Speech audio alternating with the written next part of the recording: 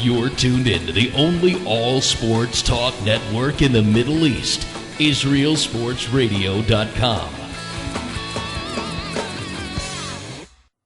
Check out the Israel Sports Radio store by clicking on the store tab on IsraelSportsRadio.com. Great items such as t-shirts, hats, books, and much, much more. Price does include shipping, and we do ship throughout the entire world. All major credit cards are accepted to make your shopping experience easy and convenient. So once again, click on the store tab on www.israelsportsradio.com. Connecticut School of Broadcasting founder Dick Robinson. You know, the media business has changed a lot since we opened our doors in 1964. Now media content is everywhere, on air, online, on the go. More than ever, companies are looking for people to help drive this new media. At Connecticut School of Broadcasting, you'll get hands-on training on the latest software and equipment in a matter of months, not years. Connecticut School of Broadcasting has placed thousands of grads in broadcast media careers. It's all about versatility. You see, at a radio station, if you also know how to shoot, edit, and post videos, you become a pretty hot commodity. That's the training you get at Connecticut School of Broadcasting. Connecticut School of Broadcasting with locations up and down the East Coast from Massachusetts to Miami. Call 1-800-TV-RADIO or log on to GoCSB.com. Connecticut School of Broadcasting, the nation's oldest and largest group of broadcast media schools. Redefining training in radio, TV, and new media. Get trained. Get connected. 1-800-TV-RADIO.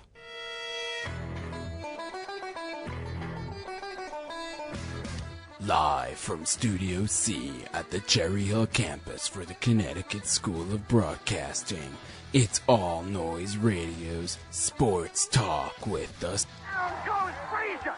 He scores! High fly ball into right field. She is gone! Welcome to another edition of Sports Talk with this All Noise Radio powered by the Connecticut School of Broadcasting. As always, I am the CG here. Listen, we got a whole new week, a whole lot to talk about. What has been going on the last few days? We had, of course, the still ongoing saga of this whole Richie Incognito, Jonathan Martin, Miami Dolphins, Joe Philbin, Jeff Ireland. I mean, you've got everybody going on over there. What is the story in South Florida is, of course, the big question in the NFL in terms of off-the-field issues. Some of the on-field things that have been creeping up for this weekend, a very large weekend indeed in football, of course, is safety Ed Reed. Where will he go, if anywhere, now that he's been cut from the Houston Texans?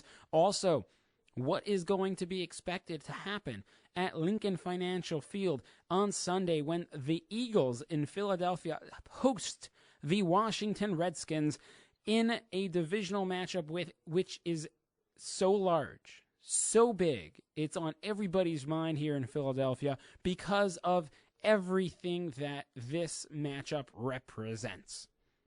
Now, also, in terms of the 76ers, you go down to basketball, they're a very much unexpected over 500 team, and you look at what's happening with the Phillies. Also, what are they going to do this offseason? There have been already some trade rumors floating around out of Toronto that perhaps Jose Bautista his name has been dangled out there in exchange for Dom Brown and perhaps somebody also in addition to Brown like a Darren Ruff. All this and more to get into on this program. Always, you can chime in 856-330-4749. You can also send me a tweet at the Yossi G or a Facebook message, facebook.com/sports talk with the Sports Rabbi. First thing I want to get to the bottom of, or as much to the bottom of as we possibly can get, is this whole Richie Incognito, Jonathan Martin saga, this situation that has been going on in South Florida. And I brought up this story last week on the show, and you, of course, know what my position is. And at this point, we also saw what has happened this past week in terms of Incognito sitting down with Fox's Jay Glazer for an in-depth interview, But of course, the question revolves around Jonathan Martin, who's been silent to this point about his version, to the public eye at least, of what happened in the locker room in Miami. What happened in the environment that is the Miami Dolphins football team. That we have yet to hear. Until we know that aspect of the story, it's still going to be speculation on his end and in terms of the greater story as well. What we do know for at least one of the two people involved in this in terms of incognito is his feelings. I mean, he took responsibility for his actions during the interview. He also explained how people are taking this to be a bullying issue when it's not a bullying issue, at least in his eyes. It's an issue between friends. And in terms of how the friendship between Jonathan Martin and Richie Incognito, is seen between the two of them. Of course, once things kind of blew out of proportion, as he put it, he was up in arms what to do, because he obviously didn't think that he was doing anything wrong or too wrong when he left that voicemail, sent those text messages and whatnot. In his world, in the NFL locker room environment, there are a lot of things, right or wrong, but there are a lot of things that are said that probably would not be said in the regular, general, greater public. When Jay Glazer read the transcript of the voicemail that was left on Jonathan Martin's phone by Richie Incognito, and Richie did acknowledge that it was he who left that voicemail. He did say that, and as I put it last week, that he probably was going to feel bad for saying the words that he actually used, throwing in the various expletives, the N-word, and things along those lines. But here, in this case, this situation, I believe, is something that Richie Incognito is probably not fully aware of, how far those words actually hurt, or how far those words actually dug into Jonathan Martin and under his skin. Perhaps Martin is a little bit soft-skinned or thin-skinned, and he's not able to take all of that harassment, as is evident, all the verbal harassment and physical harassment that he was subject to over the last couple of months or over the last year and a half or so. Nonetheless, how Incognito came across was that he was believable in his sincerity, in his trying to apologize for not necessarily what he did, but for what he said. And for that, I understand, because he was in a position where he probably was trying to do and trying to accomplish something specific, not, of course, having Jonathan Martin walk off the team. And he probably shouldn't have gone to the extent in terms of verbal usage that he did. And for that, he said he was sorry for. But in terms of Jonathan Martin, I mean, when he said himself, right, that, and I'm quoting here, he said, "It has me miffed as the leader on this team and his," referring to Jonathan Martin, "best friend, that I never saw this coming." That's Incognito, a quote during his interview with Glazer. And from that, it kind of shows that how would somebody who is as good of a friend, or at least claims to be as good of a friend, be so blindsided by this situation if he really had no inkling towards how Martin was feeling? It almost begs to wonder about Jonathan Martin and his relationship with his teammates on his end, where he felt that perhaps he had to put up a type of a front, a type of a wall every day he went to work, because he didn't feel like he could really fully invest himself in trusting his teammates with certain pertinent information and knowledge about Jonathan Martin. Otherwise, you would have to surmise that somebody like Incognito, who everybody thought and felt as if he was Martin's older brother type of a figure on the football team, especially on that same offensive line playing next to him, trying to protect Ryan Tannehill, the quarterback, that if Incognito didn't know this and that he felt as if he was blindsided, perhaps nobody on the team really knows what's going on in Jonathan Martin's head. Perhaps nobody on the team really knows what really made him tick. And for that, it really bodes to a larger issue. More than just the Miami Dolphins, beyond South Florida. This issue bodes for the National Football League, and it really places a bullseye of sorts on Commissioner Roger Goodell. Because if you have somebody in the NFL, like Martin, who walked away from what he perceived as being bullied, or at least how we can look at what he perceived as being bullied, since we don't know exactly what he felt to at this point. He felt like he was being bullied verbally, physically, emotionally, whatever it was. And he walked away from the team. He flew to the other side of the country. He went home. He doesn't have to put up with anything about the Miami Dolphins. I promise you, in San Francisco, they're not talking about Miami or the Dolphins or Richie Incognito outside, of course, of how we're discussing it on an everyday basis, because they got their own issues with Oakland, the Raiders, with the San Francisco 49ers, with the Seattle Seahawks, and all those other football teams in a whole different conference, let alone a different division. So he left the entire environment of South Florida in South Florida when he got on a plane after leaving the team and went to his parents, went home. But what would happen if Jonathan Martin would have been bullied, let's say, in high school or in college, in any sport?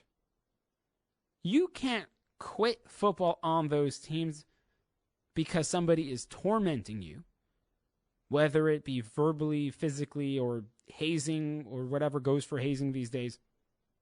Because even if you walk off of the team, that person is still going to be walking the halls of that school that you're in high school or in college, or through the neighborhood that you live in, if you're in high school or in college. The NFL, what they have to do now, what Roger Goodell has to do in order that high school kids don't try to emulate their NFL peers and say, oh, I want to be like that guy, so I'm going to try to build a team by harassing my teammates who I perceive as being inferior in terms of mental makeup, in terms of thick skin. The NFL has to ensure that this does not grow out of control at the younger age levels, at the high school or college level. They have to nip this in the bud right now. They have to do and should do something that they should have done many years ago. If you want to talk about hazing, you want to talk about bullying, there has to be a zero tolerance policy on it. I personally, If a veteran on a team has to carry his own bag or has to pay for his own steak dinner, that's not a problem in my book. It's not going to be such a great loss for the NFL were that to happen. What has to go to ensure, to make sure that happens, is you always are hearing in the news different stories, high school hazing's gone bad, people, being knocked out, people, losing their eyesight, crazy stories that go on. Kids are always trying to play adult when they're not able to see the end game goal. It's not about the hazing. It's about team camaraderie. It's not about putting down your teammates. It's about trying to get together and be one unit. That's not how you build a team, by putting down your teammates. Football exists essentially in a bubble of arrogance, in a closed environment where it almost is separate from the outside world. It's a concept that people feel it's noble and you can do whatever you want in terms of extracurricular activity when it comes to football in order to build the, so to speak, team. And it's not. It shouldn't be. There's no reason why football players who are deemed less thick-skinned than some of their other teammates should have to be subject to such behavior or such actions taken towards them. Football can be a thing of teamwork. It can be a place where life lessons are taught, where leaders are built. Because if that is the environment that you have, then that is the product which you will give birth to. If your football environment is that of putting other people down, teammates, workers who are in the locker room, if it's an environment where it is toxic, an environment where people don't feel like they want to wake up every morning and go to work and be happy about being a football player, getting paid an absurd amount of money to play a child's game, that is where you've crossed the line. The point has to be made here by Roger Goodell. He's quick to suspend players for various off-the-field behavior that can hurt the brand of the NFL with the public. This is along those lines. Don't just stop at the dog fighting and the DWIs and the DUIs and the domestic violence and all of that. Why don't you start the process of showing the younger generation that this nonsense of demeaning and isolating the younger and weaker players among a team, on a team, has no benefit, has no place in this sport, and has no place in our society. 856-330-4749, Sports Talk with the Sports Rabbi. We'll be right back after this short commercial break, and we'll be breaking down some NFL hot stove topics for you when I come back. So stick around. Don't go anywhere. This is Sports Talk with the All Noise Radio, powered by the Connecticut School of Broadcasting. Honey, again you're sitting here sulking? I hate my job and I don't know what to do to change it. Get off the couch and go check out the Connecticut School of Broadcasting. The Connecticut School of Broadcasting? What's that? The Connecticut School of Broadcasting offers a career and lifestyle change through a broadcasting experience you won't ever forget. Log on to GoCSB.com to find out how a career in broadcasting is for you and not just the people you see on TV or hear on the radio. CSB focuses on many aspects of real-world broadcasting, and their knowledgeable instructors teach you through a hands-on approach so you're in the studio in no time. To find out how CSB can help you work in an industry you love, call 1-800-TV-RADIO or check us out online at GoCSB.com. Why work 50 weeks a year for a 2-week vacation when you can enjoy your job every day? Don't just sit there. Call 1-800-TV-RADIO or log on to GoCSB.com. Thanks, CSB.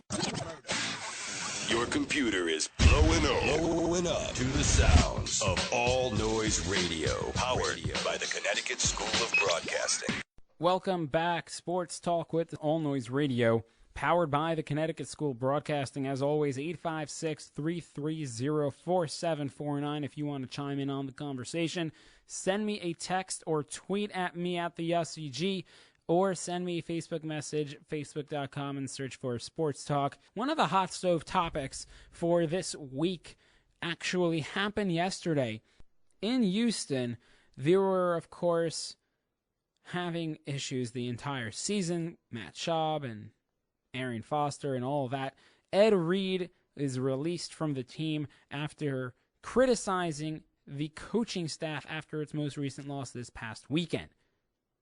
He is released from the team, and the New York Jets, who of course there are a lot of ties on that football team to Ed Reed, are reportedly interested in signing the 35-year-old free agent safety for the remainder of the season. Now, before we kind of say yes, no, maybe so, good fit, not such a good fit, we have to understand first for a moment where Reed might fit in or how he would fit in, why he even is suggested or being mentioned as a possible landing spot with the New York Jets, you have to remember the New York Jets are having a very good season on the defensive side of the football, and we know Rex Ryan, the head coach, rarely likes to get involved and tinker with his defense, especially if it's performing up to where he would like it. Kind of the if it ain't broke, don't fix it. So you have to remember that when Ed Reed was with the Baltimore Ravens, he and Rex Ryan, who was then the defensive coordinator for the Ravens, they spent 7 years together from 2002 to 2008, and Rex even went so far 2 years ago to call him the greatest safety in the history of the NFL.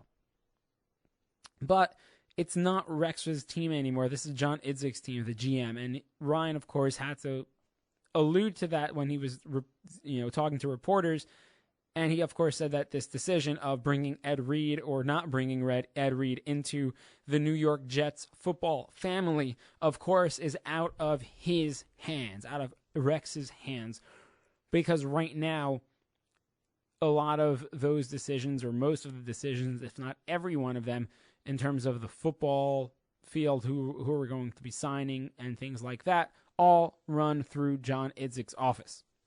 The current Jets starters at safety are, of course, DeJuan Landry, who played with Reed for 4 years in Baltimore, and Antonio Allen. Now, even though Ryan likes Allen, and he's praised him throughout the season, saying he's got the opportunity to be really, really good, together with Jaquan Jarrett, these 3 safeties on the New York Jets have only had a combined 2 interceptions the entire season. We know what type of a ball hawk Ed Reed is. We know how he is always around the football, how he's always there. The football's being thrown, Ed Reed is probably nearby. But the question, of course, is can he still be an impact player, or has he lost a couple of steps now at the tender old age of 35 years old? Jets tight end Kellen Winslow, who was a teammate of Reed's at the University of Miami, told reporters that he believes that he could still be somebody who can make an impact on the football field. He said, I'll read the transcript that he had to report. He said, quote, "Please, are you kidding me? He's the best I've ever seen do it at safety." That's what Kellen Winslow talking to reporters. He's going to land somewhere and wreak havoc. I'd love to have him here. He's an ultimate leader. In our defense, he'd be able to take gambles all the time. To be able to take gambles all he wants. He's a great asset and a very smart player, close quote. In terms of Reed and what it would take for him to come to the team, it probably won't cost that much because he still wants to show that he could play after what happened in Houston, where he only had 16 snaps last weekend. If you can get him, if the Jets can get him for the veteran minimum, take him. If for nothing more than to be a role player on the team, a guy who can digest defensive footage as easy as bread and butter, or as easy as butter goes on bread. And he's a guy who can be a mentor to the younger players. You're in no rush to insert him onto the football team. Put him on the bench. Use him sparingly while he heals up from some of the nagging injuries for maybe a week or 2 or 3. Let him be that extra coach for the younger players, and then in weeks 15, 16, 17, and hopefully the playoffs, let Ed Reed take it to the house. That's how the New York Jets should do it if I was running the show. That's how they would do it if I was running the show. But now, of course, it's time for my weekly picks for the NFL this weekend of what is going to be all the games going on. Chock full of fantastic games. Of course, we're going to start off with the game of the week. Kansas City, a perfect 9-0 at Denver in Mile High, in the cold, thin air. Temperatures are supposed to be about 40 degrees with a chance of snow. This is the first time in a long time that we've had the number one offense this late in the season playing the number one defense. Denver, of course, 41.2 points per game scored. Kansas City, 12.3 points per game allowed. Not once yet have the Kansas City defense allowed more than 17 points in a game. The couple of key issues here. Peyton Manning's hobbled. And he also has to keep moving out of the pocket. He has to scramble. He's not going to be able to scramble as much as he used to be able to in the beginning of the season. The defensive backs, the key for them, for Kansas City's defensive backs, is to harass the Denver wide receivers in order to force Peyton to keep the ball in his hands longer. You keep the ball in Peyton's hands longer, it gives your front four more of an opportunity to rush Peyton and to harass him throughout the pocket and to make Peyton feel as if he's always being rushed, and then he'll end up throwing footballs a lot earlier than he should be because he thinks there's that phantom player, phantom defensive end coming at him when indeed he's not. A high ankle sprain that Peyton has that he's hobbled with is on his right leg, which is his plant foot. So the key is to make Peyton as uncomfortable in the pocket as possible and maybe even borrow a page, dare I say, out of the Detroit Lions defense. How they played last week against the Chicago Bears and rattling their quarterbacks even after the passes were thrown. Maybe you take that 15-yard personal foul for unnecessary roughness on the quarterback, but it's taking those shots at Peyton when you can. Well-placed shots in order to rattle him from the get-go of the game, make him feel uncomfortable, as uncomfortable as possible from the opening kickoff. For Kansas City's offense, they have a solid quarterback in Alex Smith. He's a game manager, and a very, very good running back in Jamal Charles, who's number 2 in the NFL with 1,100 plus total yards from scrimmage. The Denver defensive front seven isn't as good as advertised, and it'll be interesting to see how Alex Smith, as a game manager, and Jamal Charles, how they will both react. Because the defense, what they're going to try to do is stack the box. And they're going to put a lot of defenders in the box to make sure Charles is not going to be able to run through them. And they're going to force Alex Smith into beating them, into making tough decisions of where to throw the football and to make sure that he doesn't turn the ball over. The key for Denver's defense is to load the box again and to force Smith, who has only thrown 4 picks the entire season, to beat them with passes to the outside. That is the key for Denver, is to make sure that Jamal Charles doesn't beat you. It's Alex Smith, if anybody, that's going to beat you.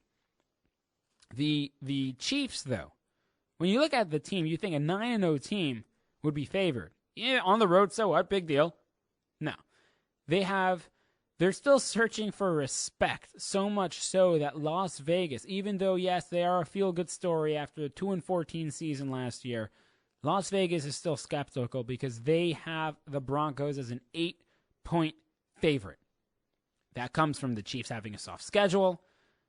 That soft schedule, of course, includes no teams having any sort of a winning record. Kansas City also has faced 4 backup quarterbacks the last 5 games.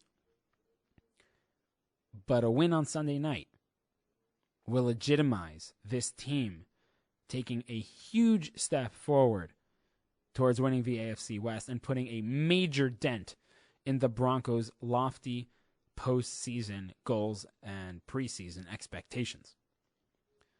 The key to the game is, again, I don't think anybody can stress this enough. The key to the game is how well the Broncos protect Peyton Manning. My pick in this game is, of course, for Denver to win 24-21 at home. Next game that we have on the list, well, I think I will just be working backwards here, outside, of course, of the game of the week. We have New England playing at Carolina, Monday Night Football. And any other week, this would probably be the marquee game to watch, but especially the Panthers coming in as small favorites over a 7-2 Patriots team, especially the way that Carolina's defense is playing. Certainly you have to respect the Carolina Panthers for having or for being given placed in here in this game as favorites. I'm going to go with Carolina, and I hope that they smoke the New England Patriots because I want my New York Jets to win this week and creep closer towards winning that division in the AFC East. San Francisco, New Orleans, another explosive game, another gem this week. Since the close win that New Orleans had against Atlanta, they've won all of their home games by scores of 24, 21, 18, and 32 points. That was last week. San Francisco, it's going to be really tough traveling to Louisiana, traveling to the Mercedes-Benz Superdome to play in New Orleans, where Drew Brees is nearly unbeatable. I have to give the edge to New Orleans to win that game by 6. Baltimore and Chicago, the Ravens repeatedly refused to go away. The defending champions beat the Bengals last week in overtime to improve to 4-5. Even though the rest of the schedule is a little tough, they're not dead yet. Don't count them out. And certainly don't count them out against Chicago. I have Baltimore in this one. Cleveland and Cincinnati at 1 o'clock. The Browns already beat the Bengals once this year. If they do it again, they'll be only a half game back in the AFC North, and they'll own that tiebreaker against the Bengals, who are bungling right now. I actually have Cincinnati coming back and finally putting a stopgap onto these last couple of losses that they've had. Cincinnati over Cleveland. San Diego at Miami. Sorry, man. San Diego's taking this, man.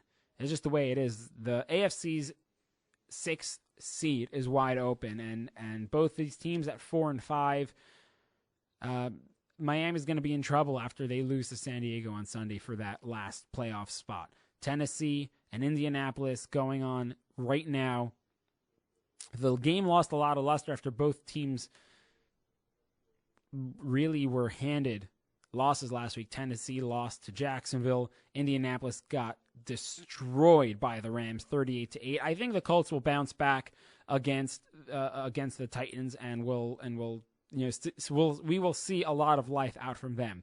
Just quickly, Washington at Philadelphia. The Eagles are probably going to finally break that curse, if for no other reason than I, the sports rabbi, went down today to Lincoln Financial Field, and I went down with John Lamb, who's from 97.5 The Fanatic. He's a social coordinator over there. We went down to video a little spot for The Fanatic, and basically the sports rabbi made a couple of blessings towards the field, did the Shehechianu blessing, because in the anticipation that Philadelphia will finally win their first home game in over a year, so I think that's well-deserved, and because it might be even miraculous, so I also did a little bit of She'asa Nisim Lavosenu. It's also because kind of like Hanukkah's coming up as well soon, so I had that in mind, and I also made a little bit of a sacrifice of an RG3 doll. An actual doll of RG3 cut its head off and gave it to the losing demons of the Link, and in the anticipation that Washington will lose to Philadelphia and the Eagles will still have another step towards getting that division crown. Jets at Buffalo. I like the Jets in this one. And even though it's divisional rivals and it's at Buffalo, the Jets are the final wild card team right now, and I don't think they're going to lose to this Bills team, because they know if they do, that wild card spot, that seeding, is going to take a major hit. Detroit at Pittsburgh, always a fun game to watch. Lions are inconsistent throughout the entire season, but they won the last close game at Chicago, and I think they're going to also beat Pittsburgh again this weekend. Arizona at Jacksonville. Believe it or not, if the Cardinals beat the 1-8 Jaguars, they'll be 6-4 and knocking on the wild card door in the AFC, and I think they get it done in Northern Florida. Green Bay at the New York Football Giants at 4:25 on Sunday. The Giants lost 6 straight to start the season. And when they beat the Scott Tolzien-led Packers, that's going to be their 4th straight win. How about them apples? Seattle is hosting Minnesota, and before you disregard this game and switch to the New York Giants taking on Green Bay, remember that the last time Seattle played at home, it needed overtime to beat the then winless Tampa Bay Buccaneers. So just keep that in mind before you switch off that game, especially also now it's going to be Percy Harvin's season debut against his former team. Houston and Oakland, I'm not even bothering with that game. I'll take Houston in this one because Terrell Pryor's knee is essentially in question and he's probably not going to play. Tampa hosting the Falcons. Remember the winning percentages? Actually, I didn't think I went down the winning percentage. Well, obviously, Kansas City is 9-0 and Denver's 8-1. So there's your winning percentages there. Tampa Bay and Atlanta. I mean, we're talking a combined 3 wins between these two teams. Who really cares? Tampa's on the up. Atlanta's on the down. I'll go with Tampa at home simply because they're playing at home. It's going to be a fun weekend. A fun football weekend this weekend, certainly. And you know what else has been fun to watch lately? The Philadelphia 76ers. Talk a little bit about what I feel about these Sixers and what do I expect from them the rest of the way. Will they tank this season? Or will their winning ways continue as we go along in the NBA? Winless for Wiggins? Or pushing it for Parker? Who knows? Stay tuned. Sports Talk Sports.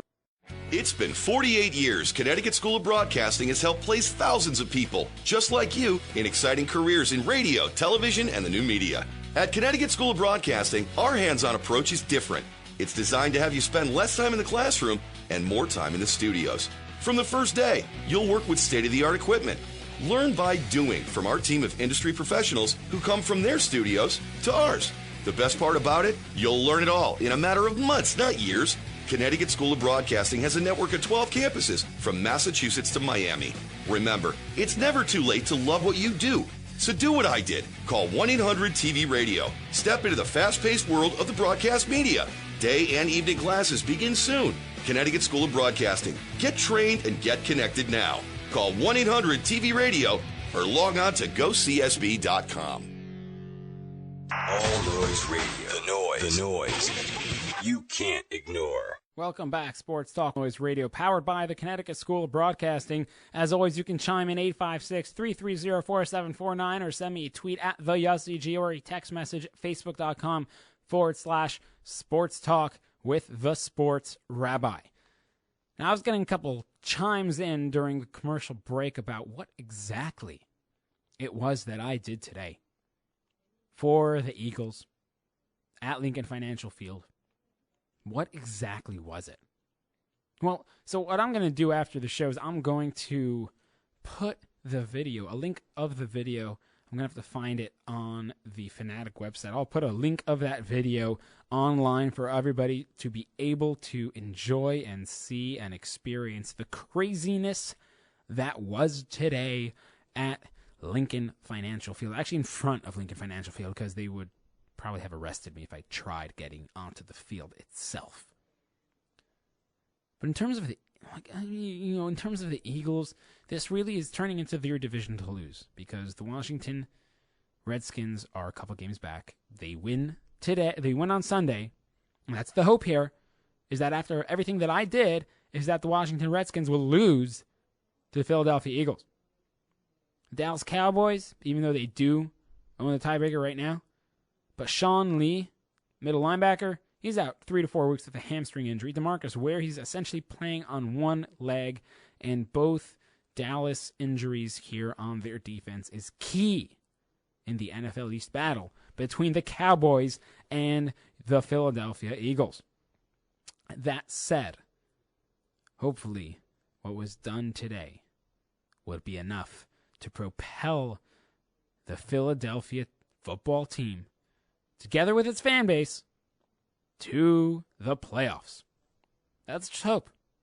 Checking a little later, I'll send you a link to that video of what I was describing. Going over to basketball. The 76ers are 5-0. 5-4. All 5 wins are come from behind.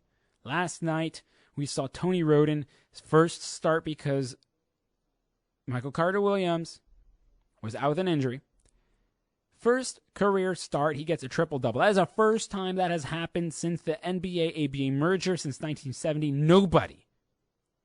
Nobody has ever had a triple-double in their first career start in the National Basketball Association. He had a triple-double in the overtime win against Houston, the 123-117 win. But more so when you look at this team, and you look at the 76ers and everything that everybody expected to come from the 76ers. The preseason, they were the worst team. It was a question of would they even make it to 16 wins. That was a Vegas odds, and I really, really hope that on 16.5 wins, you put money on the over. I had them at winning 25 games, and right now I might be thinking that I might be a little misguided. Maybe I was a little under.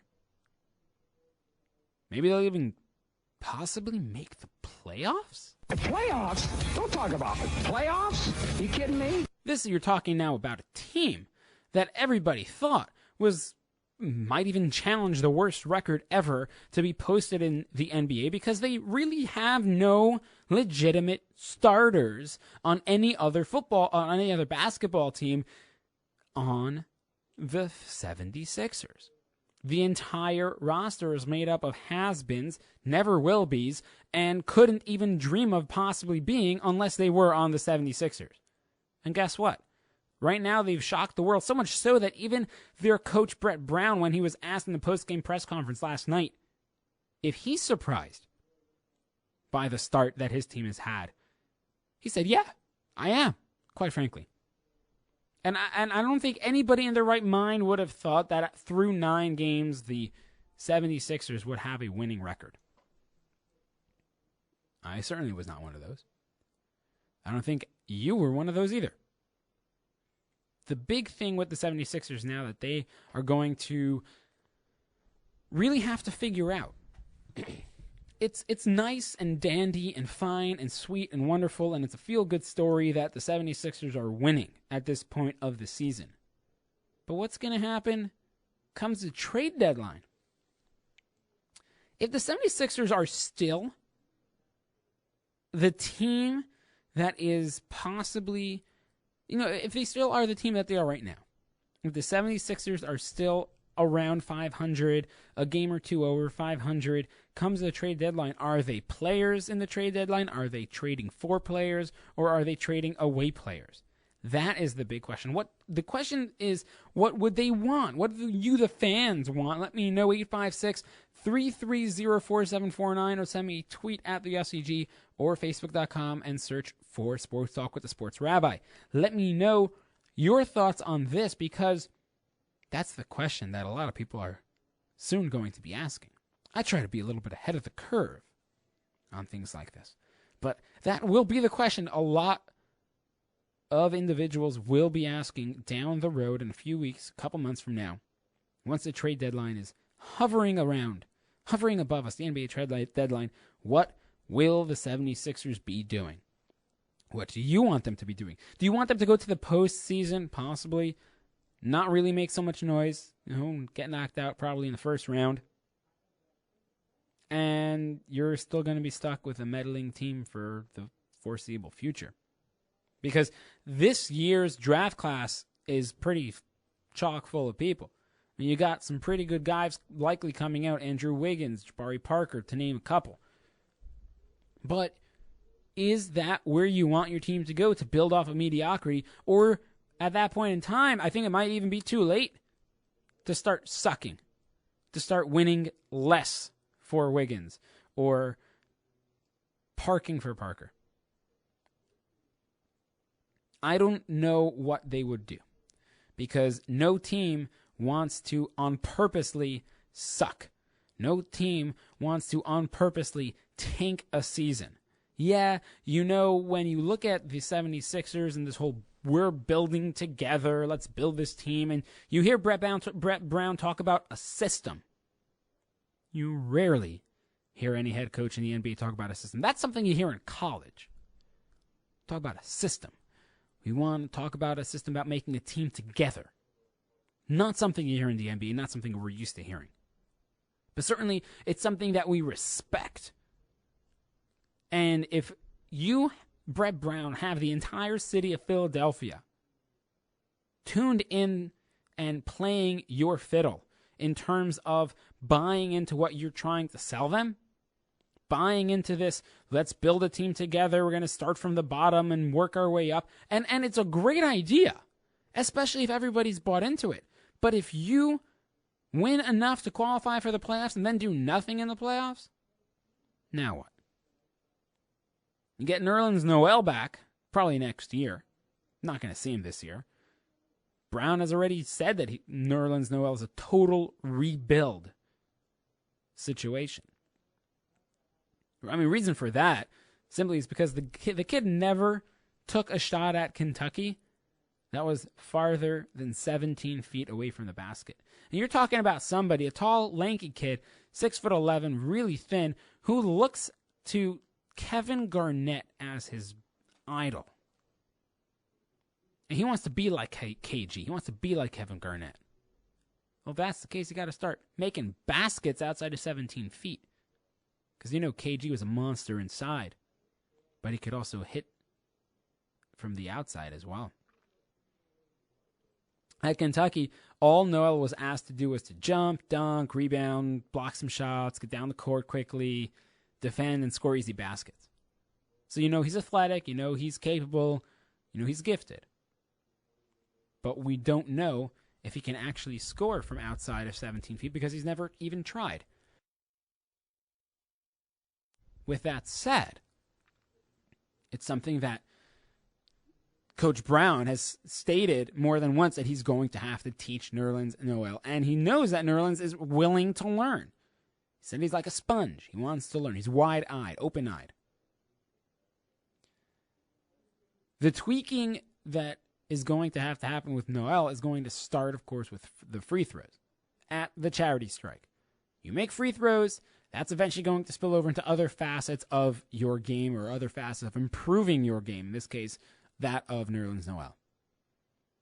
You improve Noel's game, he's going to be a better player for it, and you have the time. You're not being rushed to bring him in. Everybody knows that he's injured. He knows he's coming back from a knee injury, so why rush him? No point. No need. Give him that year off to relearn his game, to relearn how to shoot a basketball properly. 856-330-4749. You want to weigh in on your opinion about the 76ers. Should they be buyers or sellers if they still are in contention for a playoff spot come the trade deadline? I think what they're going to end up being is sellers. Firstly, I don't think they're going to still be around come the trade deadline in playoff contention. I don't think it's going to happen. They're going to win more than 16 games, don't get me wrong. We'll probably get about 25. And once you're in the lottery area, 1 to 13, doesn't really matter where you are, because even if you have the worst record, you're still not guaranteed that you're going to get the number 1 pick in the draft. It's still the lottery.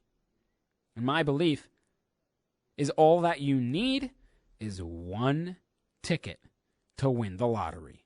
You finished 13th. Look at the Houston Rockets when they got Yao Ming. They had 0.5%. They had 5 ping pong balls. And all they needed was 1. Because they got that 1. They got the number 1 pick. And I think that that's where they're going to finish. They'll probably finish 9, somewhere 9, 10, 11, 12, something like that.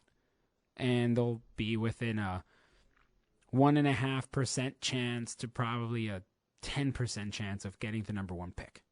And still, I think that within earshot there, you trade Evan Turner at the trade deadline, you get another pick for him, you package a couple of those picks for a top 3 pick come next year's draft. I think it's still possible.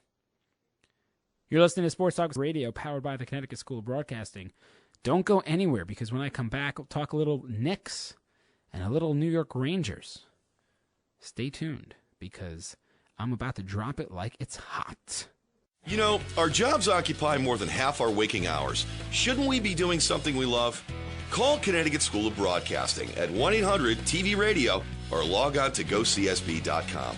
Since 1964, Connecticut School of Broadcasting, with a network of 12 campuses from Massachusetts to Miami, has helped place thousands of grads as DJs, sportscasters, entertainment reporters, behind the scenes in audio and video production, every aspect of the broadcast media. Connecticut School of Broadcasting has trained men and women of all ages and backgrounds in a matter of months, not years.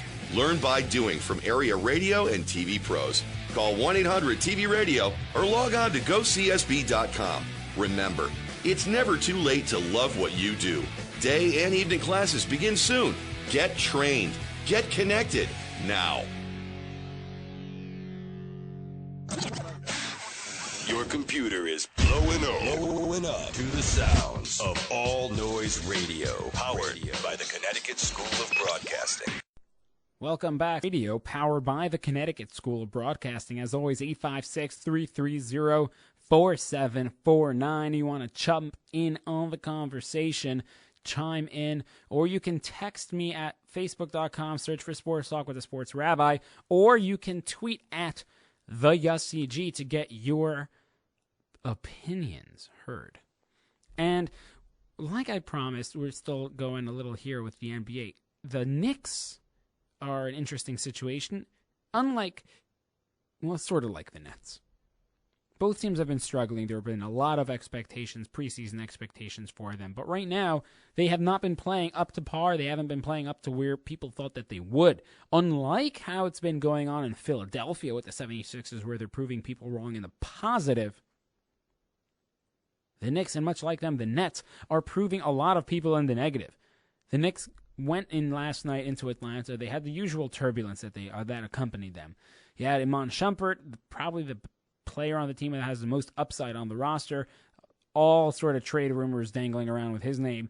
James Dolan guaranteed a win on stage when he was playing with his blues band a little earlier in the day. And of course, the team's toughness on defense is being questioned without Tyson Chandler, and their coach Mike Woodson was receiving most of the blame for the team's uneven start.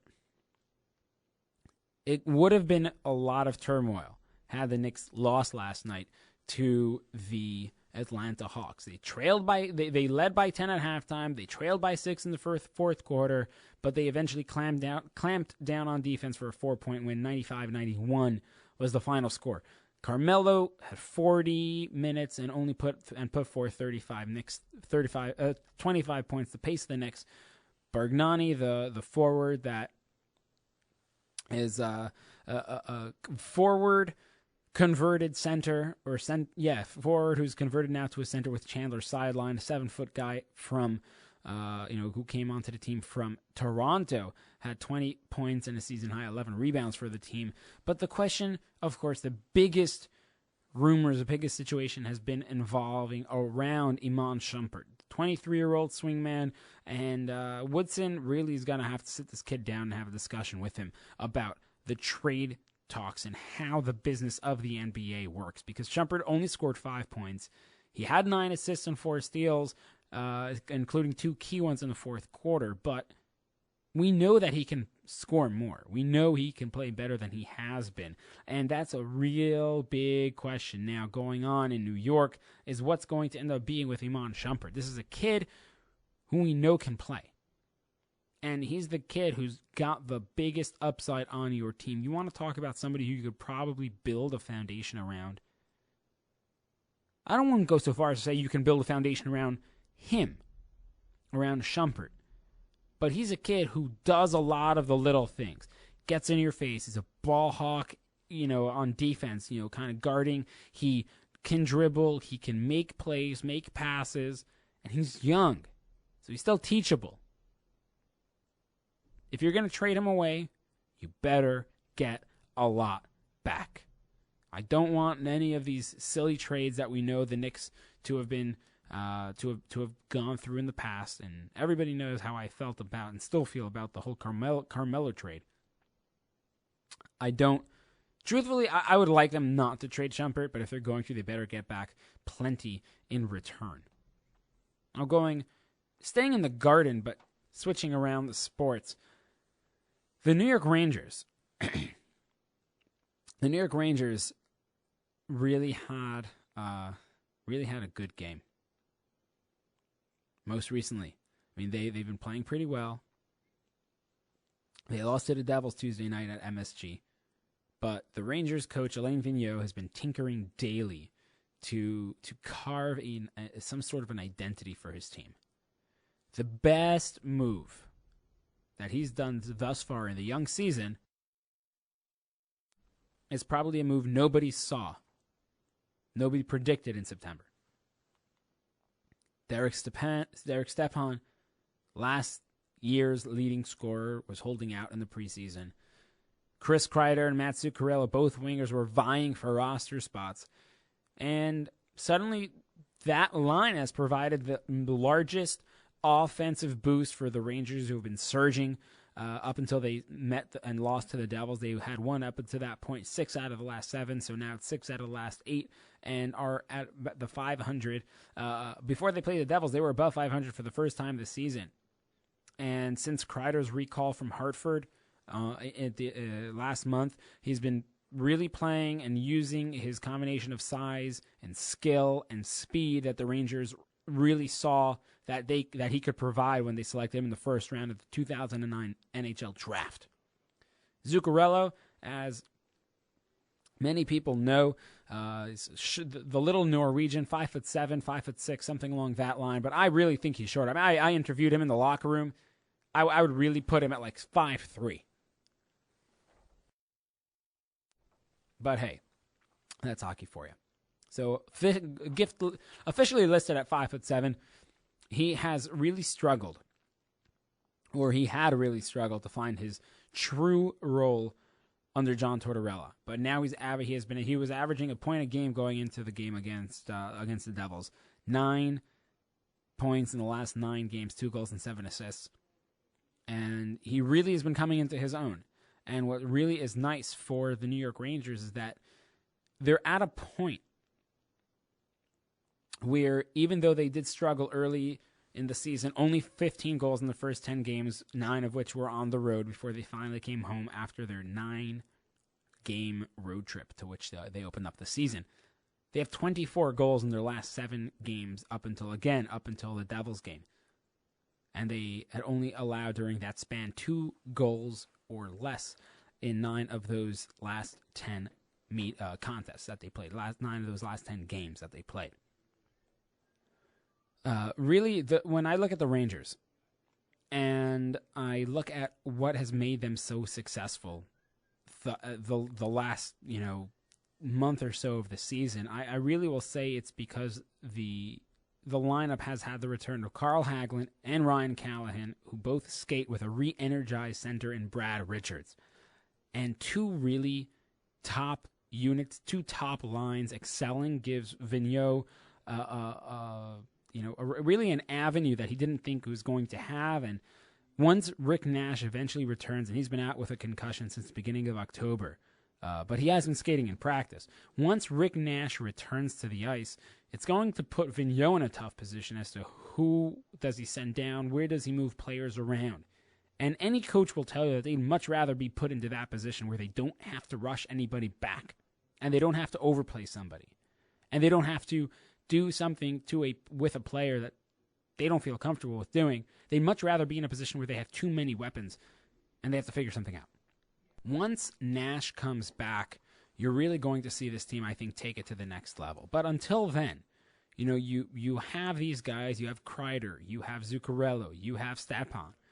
And when you look at a lot of these guys, what they've really done with their game, what Alain Vigneault has really done for them is he's opened up the offensive playbook, so to speak, and he's allowed them to really to skate to their own, to be the type of players that they know that they can be. Vigneault, of course, is the ultimate player's coach in this situation. That's all for me. Stay tuned. Next week should be awesome. Going to have a couple things in the works, so we hope that we can get some people on here. Sports Talk on All Noise Radio, powered by the Connecticut School of Broadcasting. All Noise Radio, Powered by the Connecticut School of Broadcasting. All Noise Radio is an internet radio station that's fully produced by graduates of the Connecticut School of Broadcasting. From modern rock to old school hip hop, country to classical, news, talk, sports, and more. It's the noise you can't ignore. Log on to allnoiseradio.com. Fire up the station. Find out more about your favorite jocks. Get the latest CSB news and more. Plus, you can take All Noise Radio with you on the go for free. Just download the Live 365 app to your iPhone, iPod Touch, or BlackBerry and search All Noise Radio. Check out tomorrow's broadcasters today at allnoiseradio.com. Powered by the Connecticut School of Broadcasting. All Noise Radio. The noise you can't ignore.